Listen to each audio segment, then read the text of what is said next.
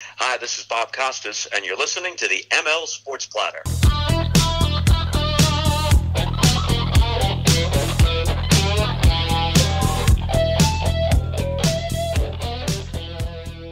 The ML Sports Platter back with you all over the major platforms. Make sure you download, subscribe, leave feedback, and a 5-star review. Just find that purple podcast button, for example, on your Apple smartphone. Tap it, hit search, type in ML Sports Platter, hit subscribe, and you will get new and archived episodes of the show delivered right to your mobile device. Past guests include Keller Ripken Jr., Adrian Wojnarowski, Bob Costas, and many, many more. The ML Sports Platter is brought to you by Stanley Law Offices, Brian Comboy of Mass Mutual, New York State, and our great friends over at Welch & Company Jewelers. Log on to welchjewelers.com today for the best jewelry around.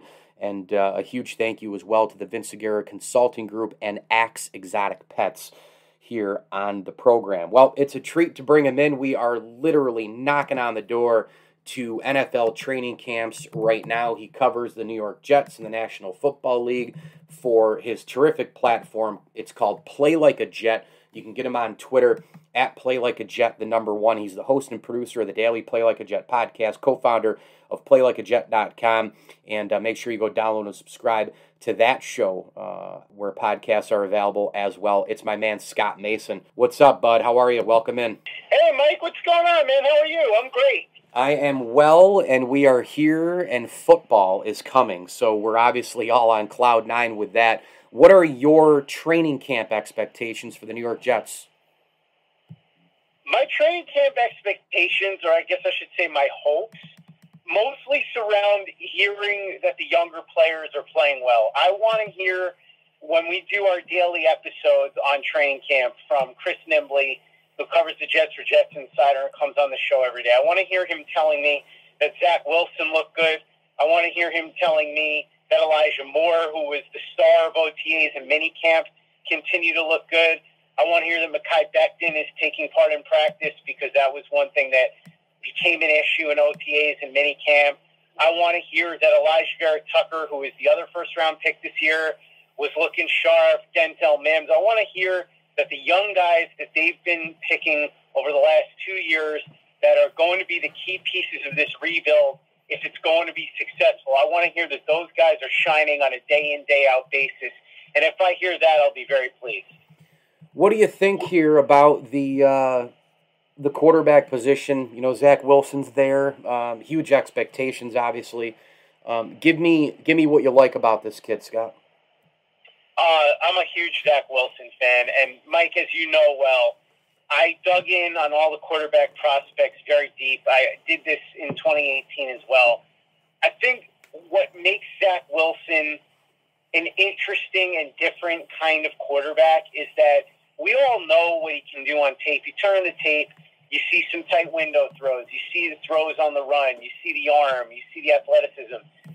But when you dig in on Zach Wilson, the person, what you find out is that his work ethic and his ability to read defenses and learn and recall is just next level. And that's one thing that we didn't hear about the other guys that the Jets picked over the last few years to potentially be the savior quarterback. Mark Sanchez, a lot of the criticism was that he might not be ready. He wasn't fully ensconced in reading defenses, and that became prophetic because there's that story Gerard Mayo, who was on the Patriots for a long time, the linebacker, told about how even years into Sanchez's career, the Patriots would yell out stuff at the line of scrimmage on defense to try and confuse Sanchez because he couldn't recognize protections, and Nick Mangold had to call them out. So he never really learned how to read the defenses, neither did Geno Smith. And Sam Darnold had a lot of trouble as well. We'll see if that corrects itself in any way now that he's in Carolina. But with Wilson, he's a film junkie. He's constantly picking up things from checking out film and learning as he goes along. And when he was at BYU, he used to more or less write the game plan together with the offensive coordinator, Aaron Roderick. So that level of preparation, that level of cerebral and work ethic, combined with the physical ability, I think is what makes Zach Wilson the most hopeful quarterback prospect that the Jets have had throughout this stretch. And, of course, we say this every time, but I think it may be different this time. And also, Sanchez had an excellent supporting cast, so he's different. But Geno and Sam Darnold didn't have much of a supporting cast. With Zach Wilson coming in here, much better supporting cast than those guys. A lot of young players who look like they could be on the ascent. So I like all of that about Zach Wilson, and I think he has a chance to be a really, really good quarterback. What draft pick do you think the Jets really struck on outside of Wilson? It's funny you ask that question. I think there's a couple of different ways I could go with that. If we're talking late-round bargains, the one I really love is Hamza Nasruddin, who's a safety linebacker hybrid out of Florida State. They got him in the 6th round. That's a guy who could have very easily gone in the 1st or 2nd round if he hadn't had a major injury at the end of not last year, but the year before that. He tore his ACL. And then this past year, he only played in 2 games. But before tearing the ACL, he was an absolute monster. He was one of the best players in the ACC.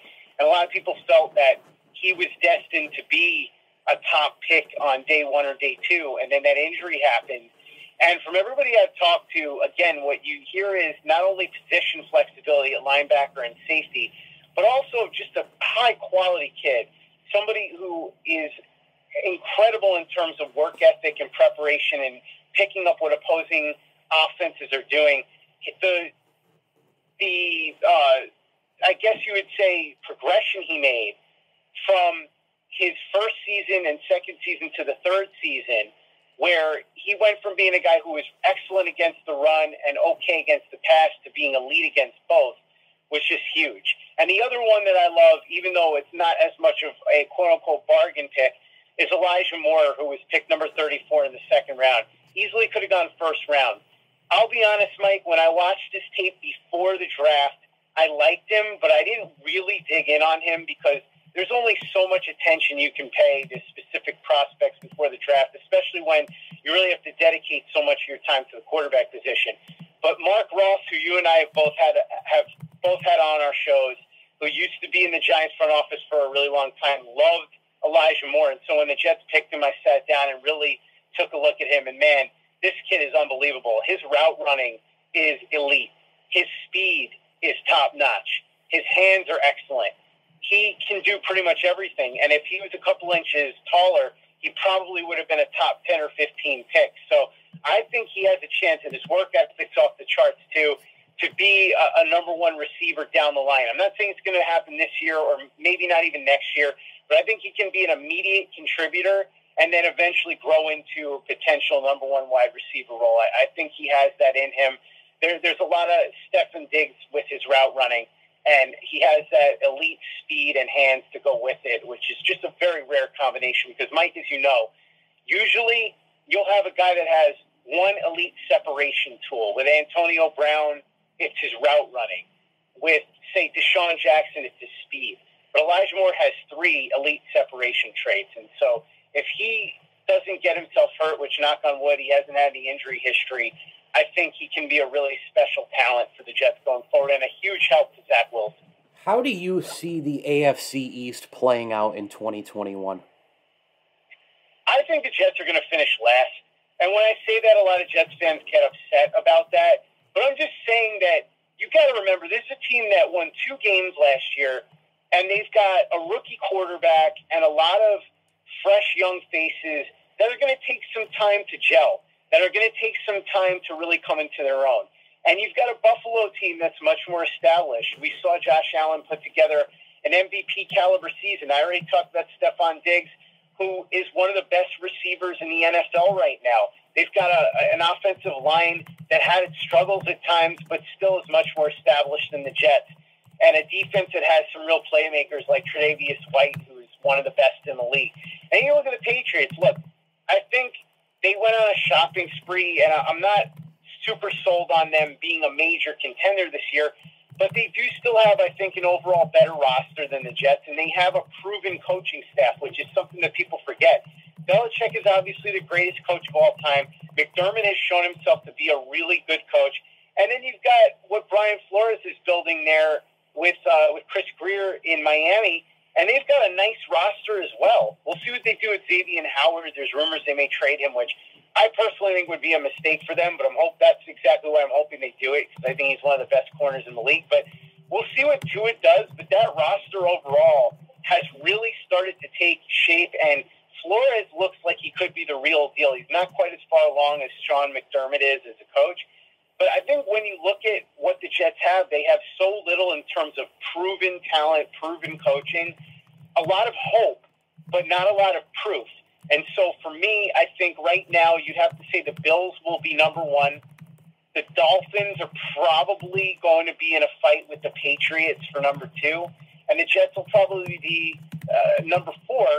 But I do think that the Jets should be significantly improved, and I think they're going to be a lot more fun to watch this year. Yeah, no doubt about it. Sustainability-wise with the Bills, A, do you think they have it? And B, are you kind of with me in the sense that this immediate year coming up, all these expectations, the bullseye in the AFC Championship game last year, Josh Allen, the pressure, it's going to be a different deal, man. These guys going on the road now, and it'll be different for everybody, I understand, because it's 2020 with no fans for the most part.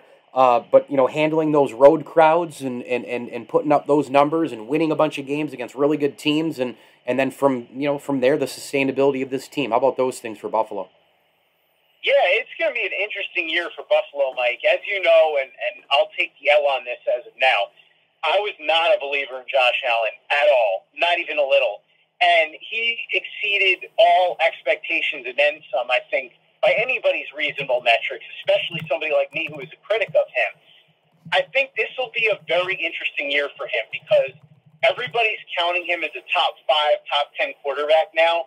But I want to see him repeat what he did last year. The 2 years before that, he was below average. This past year, he obviously had an excellent season. But if he can do it again this year, then the sustainability really starts to come into play because we know what Stephon Diggs can do. There's no mystery there. We knew how good he was in Minnesota, but seeing him in Buffalo, he's taken it up a whole extra notch.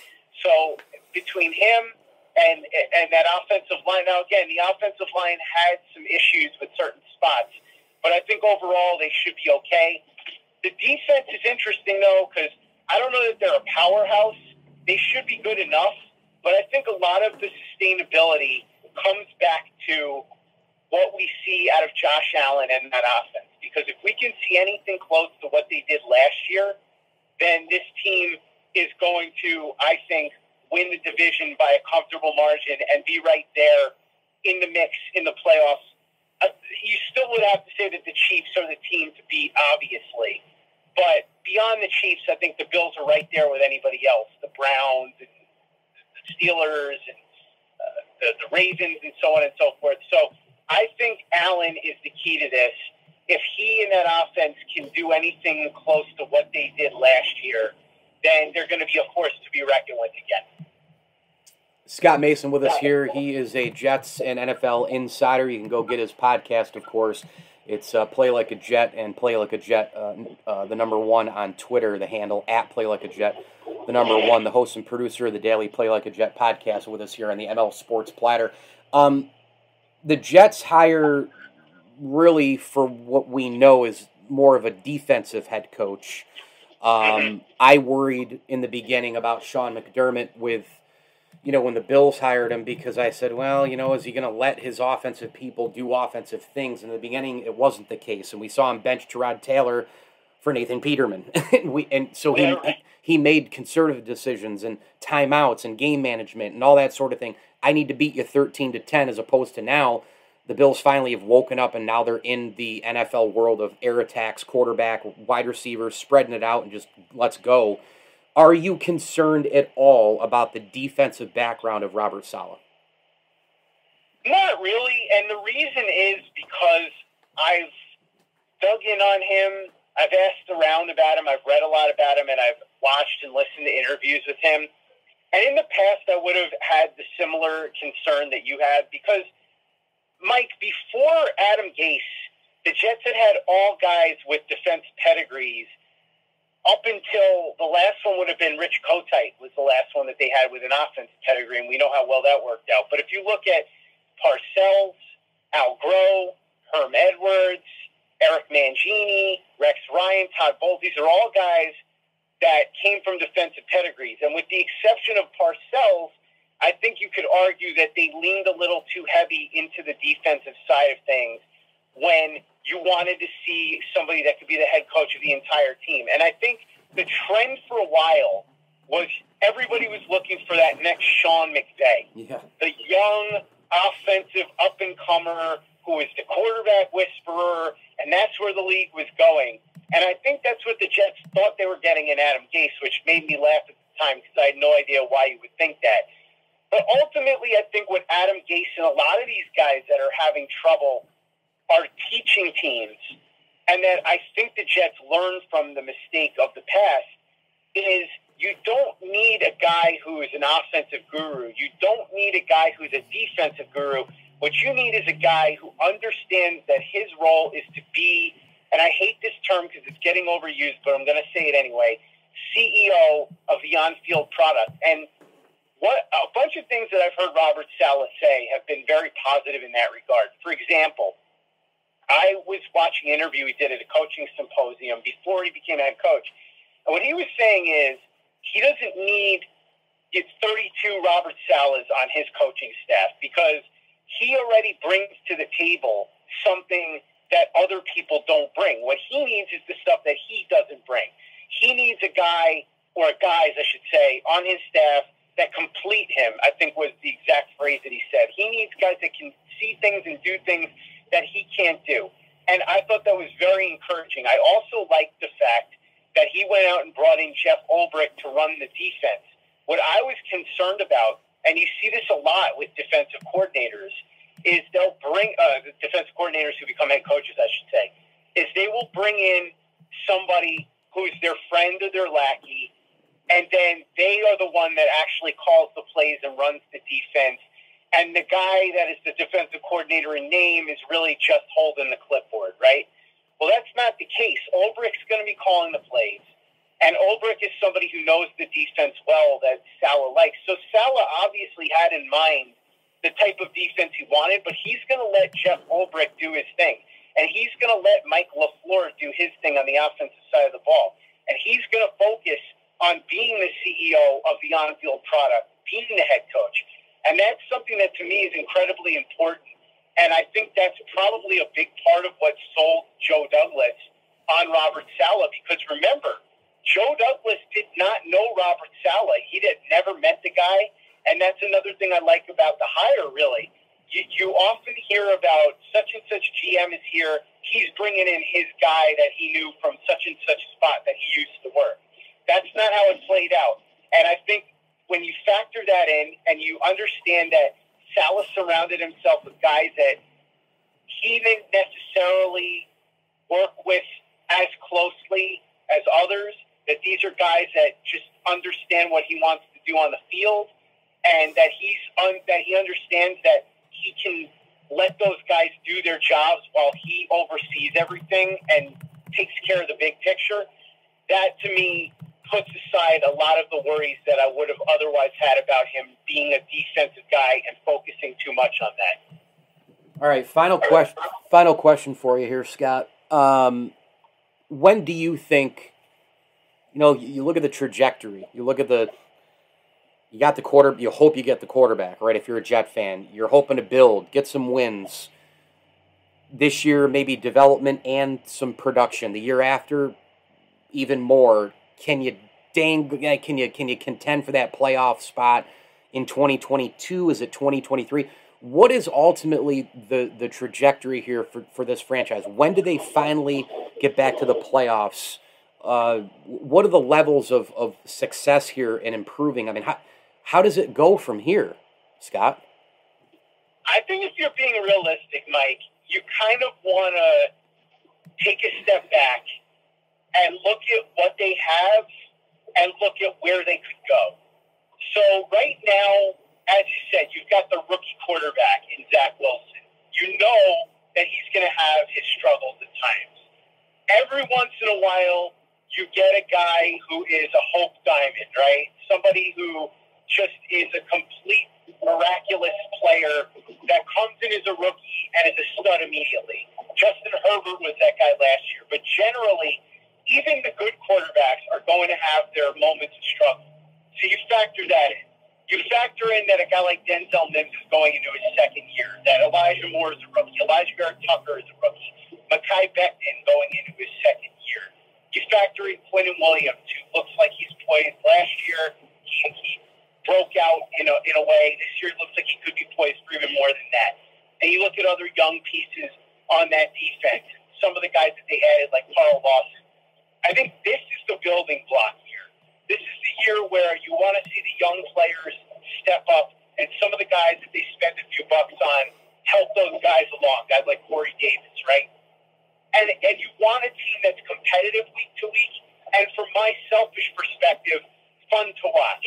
Because there's nothing more demoralizing, and this has gone on for the last few years with the Jets, than having a team that you're going to watch every Sunday and knowing that there's a strong possibility that not only is this team going to lose, but you are going to regret the 3+ hours that you spent on that Sunday that you could have been doing a whole bunch of other things because the game itself was so dreadful to watch. You know exactly what I'm talking about. So that, to me, is what this year is about. I think next year and the year after that is where you really try to make your mark, and I think that's really what the Bills did. So I think in a lot of ways, the Jets are probably, if everything goes well, on that Bills path where year one is let's see what we got here, let's get the pieces in place, let's develop some of these guys. Year two is maybe make a playoff run, and then year three would be make a push beyond that. That's if everything goes well, because, Mike, as you know,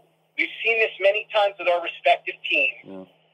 What the plans are on paper and what happens in reality don't often match up. But I think if you're being reasonable, I think that is where you would come down. You think this year is, Vegas has them at 6.5 wins for a reason as the over-under. I think somewhere in that range is fair.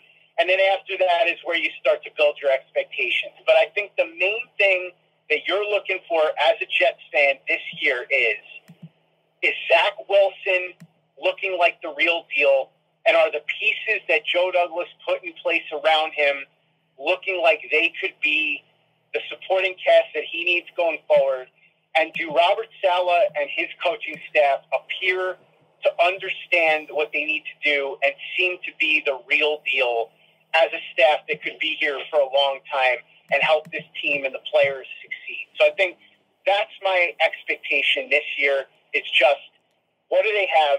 And then the year after and the year after that is where you would look to make your mark. Well, and Scott, it's a copycat league. They have their short-term copycat model in their own division, Buffalo. Yeah, absolutely. And the Dolphins are doing something similar. Yep. Now the question is going to be whether or not Tua Tagovailoa is going to be the guy at quarterback, but the Dolphins are very much doing the same thing that the Bills are doing too. So like you said, everybody is trying to learn from those around them. And the big question is going to be, we know that the Bills put together a solid staff for coaching and a decision maker in the front office with Brandon Beane and a quarterback in Allen and pieces around Allen that bore fruit. Is Joe Douglas' plan going to work beyond paper? Because everybody's really excited right now about what Douglas is putting together, but these guys have to go out there and play well. And everybody's excited about Robert Saleh and his staff, but they've got to go out there and show that they know what they're doing. And everybody's pumped about Zach Wilson, but he's got to go out there and produce results. So that's really where this comes down. The Dolphins are a step ahead of the Jets.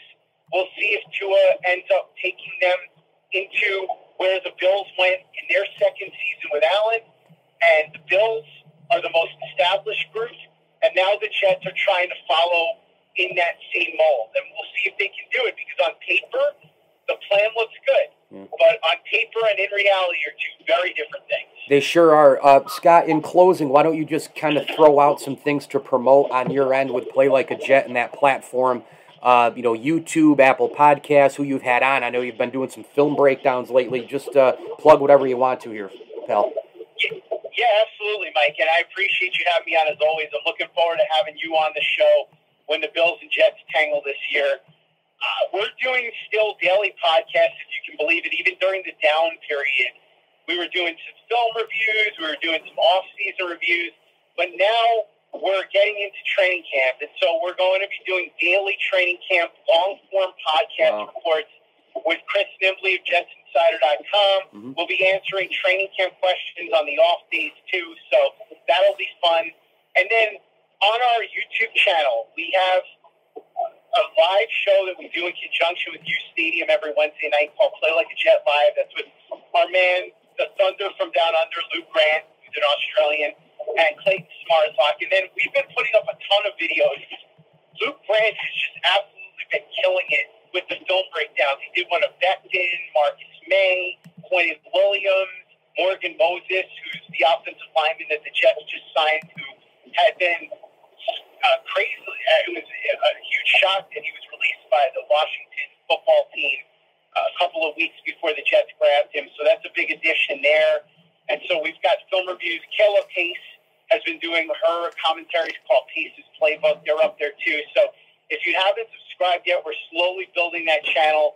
Go ahead and subscribe there. You can subscribe to the podcast and leave us a review on iTunes. And then also you can follow me on Twitter at PlayLikeAJet1 is where you can find me. And Mike, again, really appreciate you having me on. You know I love talking to you, and I can't wait to have more of these conversations. Hopefully, we're both pleased with how our teams are doing this year. I know that things have really been looking up for the Bills, and I would really like to see that happen for the Jets as well. Host and producer of the daily Play Like a Jet podcast, PlayLikeAJet.com, and you heard him say it, at PlayLikeAJet, the number one. Give him a follow on Twitter as well. Scott Mason. Scott, you're the best, man. Talk soon. Absolutely, Mike. Thank you so much. The ML Sports Platter is brought to you by the Al and Angus Pub. Go ahead and visit alandanguspub.com. If you're in and around Central New York, man, there's a lot of people home visiting family and friends during the summertime. Stop by for the best darn Angus burger in town. They've got unbelievable sides. Their French onion soup is to die for as well. They got great beers on tap in the bottle and, of course, in the can as well. The Al and Angus Pub, online again at alandanguspub.com. Follow them on Facebook and like that page and check out everything they have to offer. The wraps are killer. The salads are killer. They throw out some desserts here and there. And hey, if you're looking to have your business lunch catered, Al & Angus Pub can do that for you as well. The Al & Angus Pub is the official pub of the ML Sports Platter. Monster thanks as well to Stanley Law Offices, Axe Exotic Pets, Ken's Auto Detailing, and our good buddy Matt Graham at State Farm. Get a free rate quote today from Matt Graham. Auto, Home, Life, Bank, Health, and Business. Matt Graham, SyracuseInsuranceAgent.com in the great state of New York. Go ahead and get a free rate quote no matter where you are. And, of course, Matt Graham and State Farm helping you out with the recent rate drops as well. So make sure you ask Matt about that. SyracuseInsuranceAgent.com, Matt Graham of State Farm, a proud ML Sports Platter sponsor. Thanks again to Scott Mason. I'm Mike Lindsley. Hit me on Twitter at Mike L Sports. And as I always tell you, enjoy the games.